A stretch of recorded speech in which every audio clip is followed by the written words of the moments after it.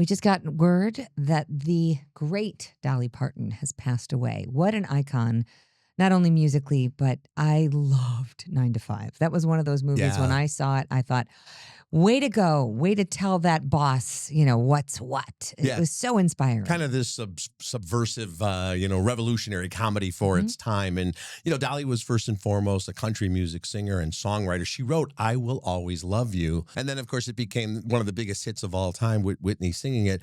You mentioned 9 to 5, Steel Magnolias, The Mhm. Best Little Whorehouse in Texas. And there was even a movie, and I can't say it was a great movie. It was called Straight Talk, where Dolly Parton played Dr. Shirley, a radio advice host in Chicago, but it was kind of a scam. She wasn't really Dr. Shirley, and Okay. James Was Woods. that James He's Woods? the Okay, yeah. Sun-Times investigative right. reporter who unearths the scandal. But she was just so charming, and she was always great on the talk show circuit. There was something about her, even though it was this sort of larger than life look, so to speak, that she felt like such an authentic person whenever she would do her public service announcements. And in recent years, she did often say, my health isn't in the best place right now for me.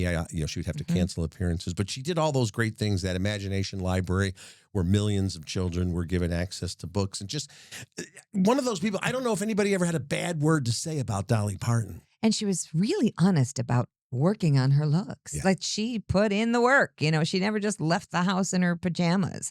Like some of us would go to the grocery store in slippers. She'd be like, no. There's a full thing. She knew what Even the the people nails. wanted. Yeah. Yes, she Yeah. knew they were looking at Dolly. I just feel like that, Dolly Parton had this life that we were just lucky to be around and to see that shining light for all these years. She will be missed.